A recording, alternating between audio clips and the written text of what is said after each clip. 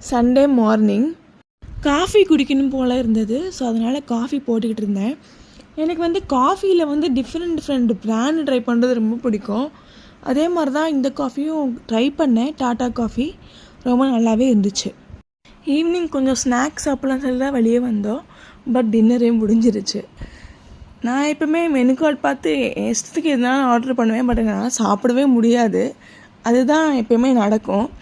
நான் இந்த வட்டம் அதே மாதிரி தான் ஆர்டர் பண்ணேன்.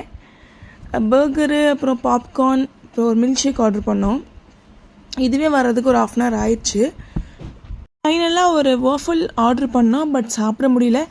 ஆஸ் யூஷுவல் அதே பார்சல் வாங்கிட்டோம். வீட்டுக்கு போகிற வழியில் சிவன் கோயில் கும்பாபிஷேகம் நடந்துக்கிட்டு இருக்கு சிவகாசியில்.